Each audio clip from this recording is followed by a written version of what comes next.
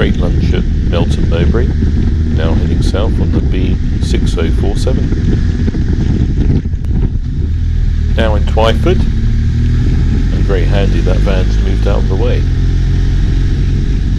One of the best bits of road coming up.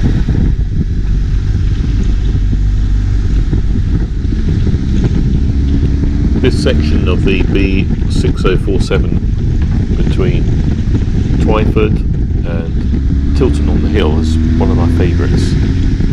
It's a great multiple switchback piece of road. Oops, someone didn't make it around the corner.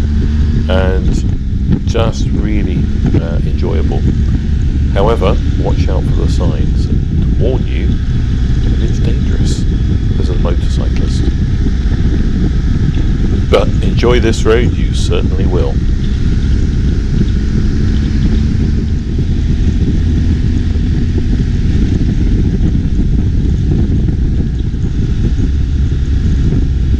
There are quite a few double white lines, as you can see.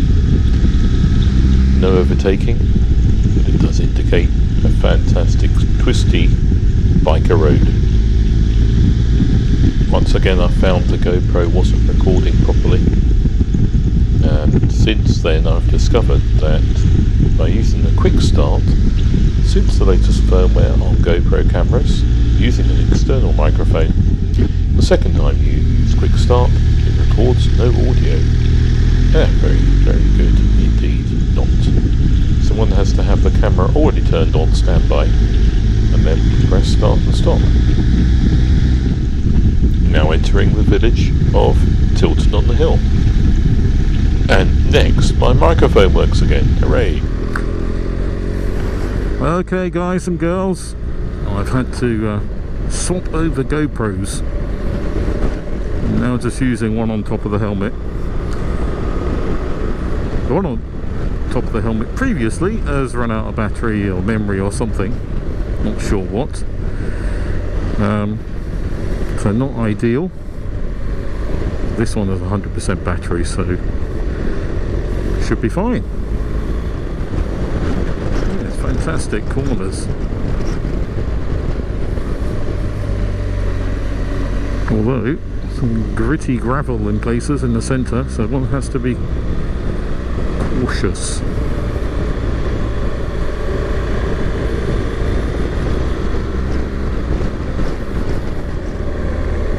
Uppingham, here we are. On the bikes. Hello guys. It's certainly a lovely place. Somewhere to explore.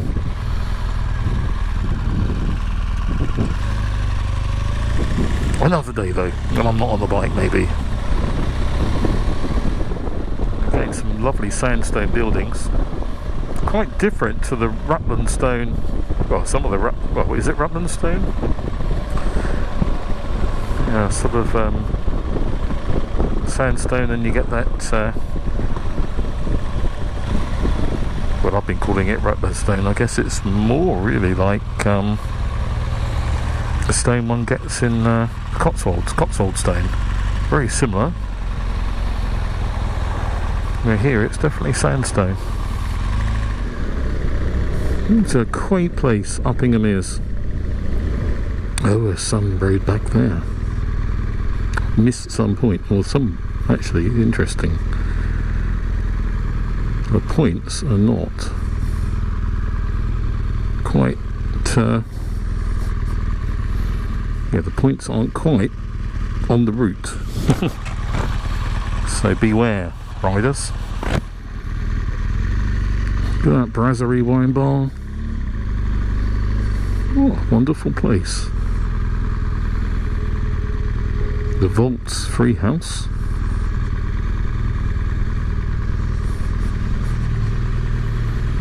Most excellent. So beware guys, if you're downloading that route off Moto Go Loco, the waypoint, be careful of the waypoint in Uppingham. Right, out of Uppingham, back onto the open road. Some great views to the left here.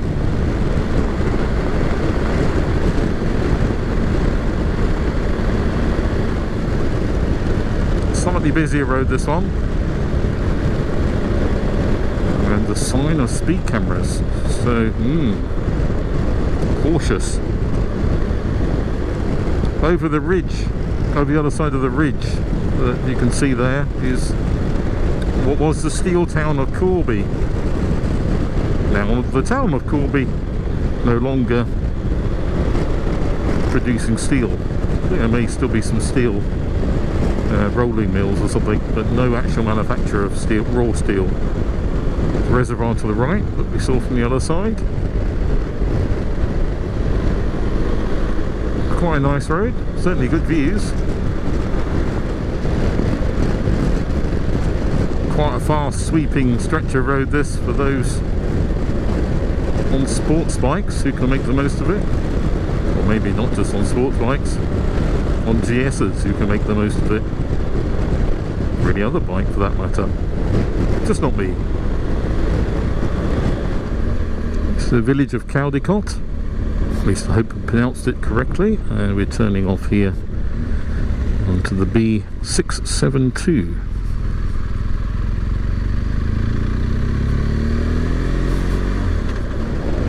Again, another nice corner, covered in muck. I know it's not muddy muck, but it's still going to reduce traction, grip.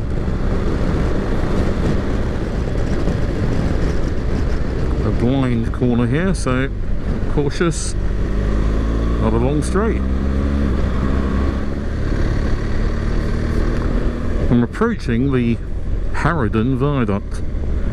Some people call it, I think, the Welland Viaduct. I think it's one of the longest viaducts in Britain and carries a railway. Railway that's not used huge amounts, mostly for freight.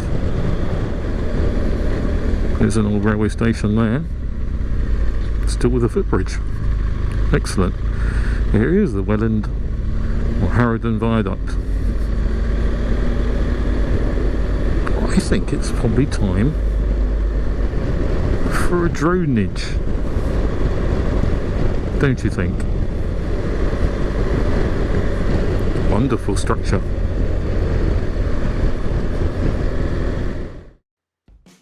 Here I am flying the Mavic Pro Drone across the Welland Viaduct.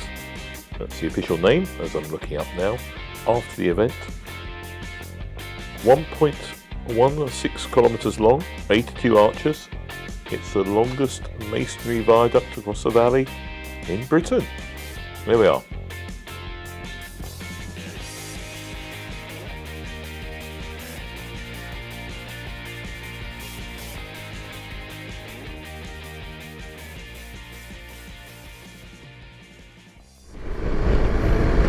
Well, that was fun. You know, it's 23 degrees, and considering just, what, 3 or 4 weeks ago there was snow all over the place, it's quite something. So the only annoyance are the flies. Oh, and of course, tractor mud all over the roads. A few more dry days or dry weeks and that will go. In fact, most of it's dusty anyway, just gravelly, gritty, slippery. Morcott.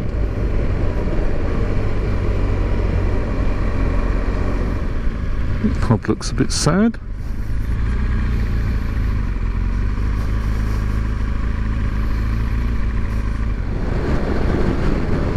Next village, South Luffingham.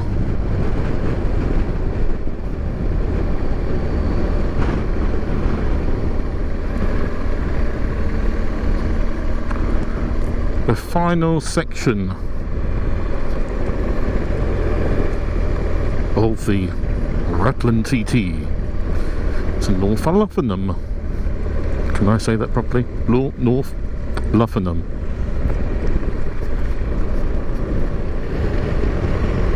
the last few bends of the Rutland TT. Beautiful ride.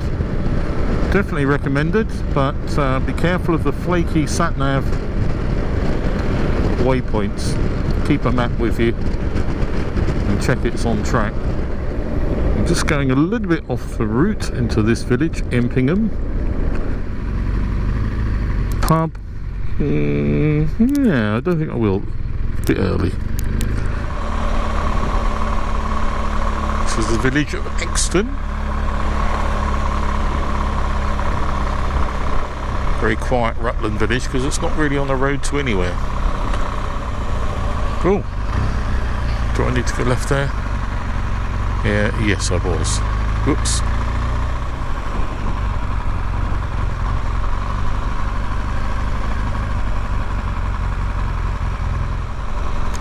Here we are, centre of the village with a nice pub.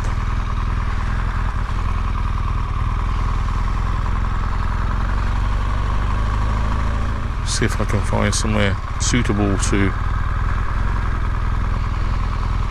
talk about the bike.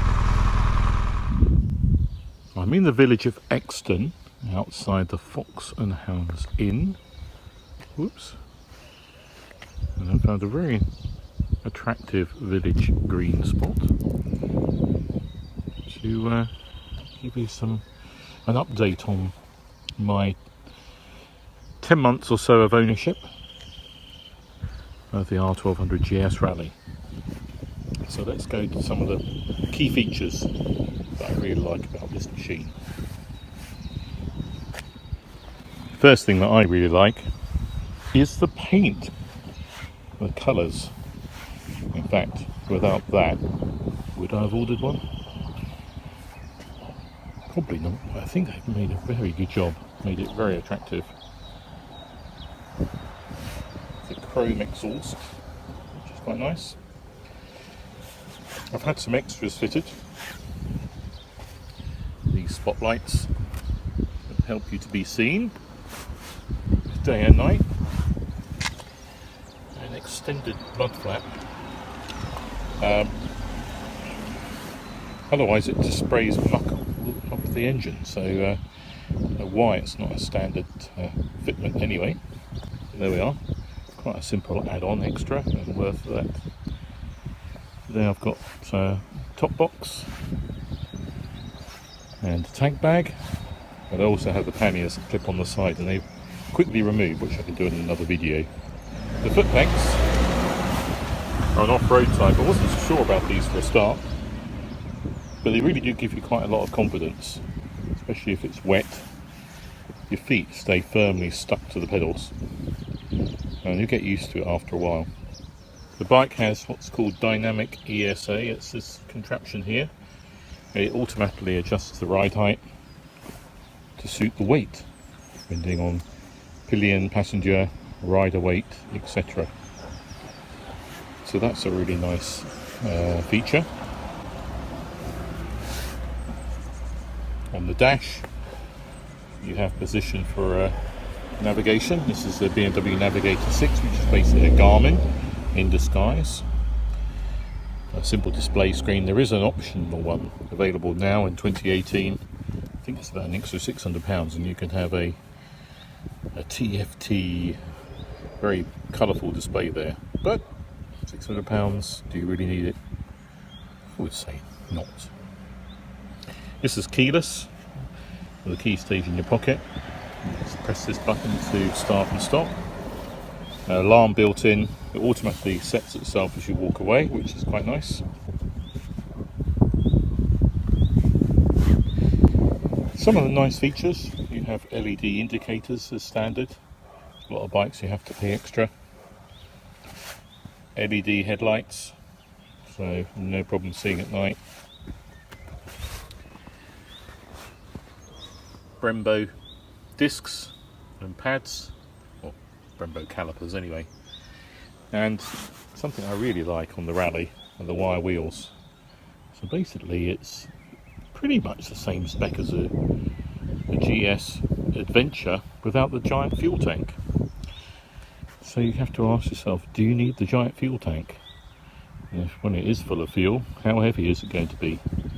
If you're going across the desert, you need the GSA. If you're just staying in UK with a 240 mile realistic range, which I get from this machine, you probably don't need any more.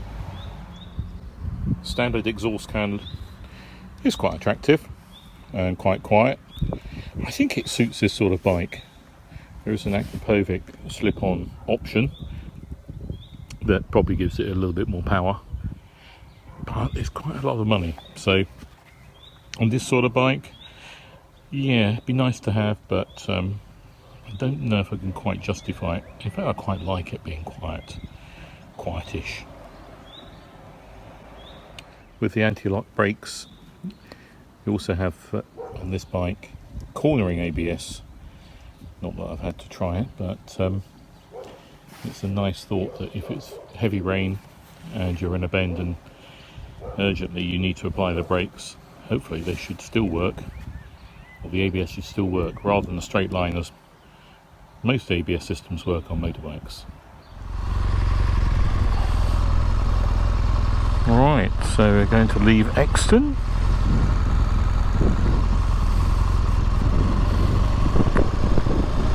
Head on my way.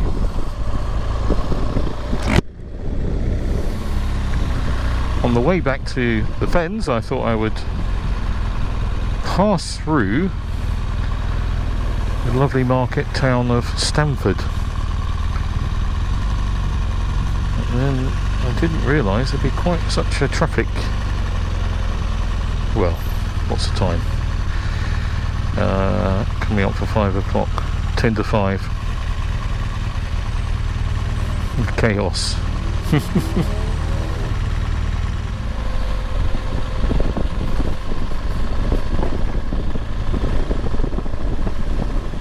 What an attractive place Stamford is.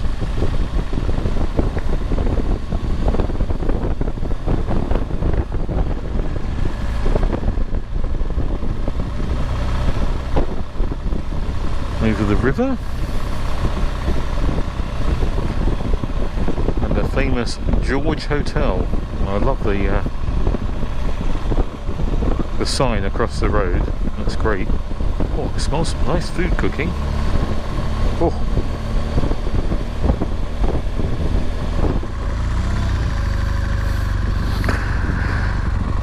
The road says closed,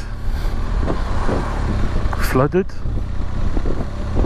It doesn't seem to be, because there's a lot of vehicles coming through. Maybe they've forgotten to take the sign down. There was a warning a little way back that said road flooded to up to 2 inches. Well, I guess there we are. A little bit of a flood there at the side.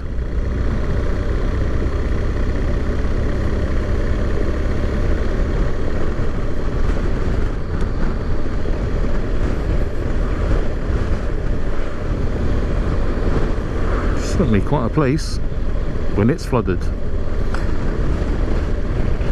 I'll be coming through here when it really was deep once with my MG Metro.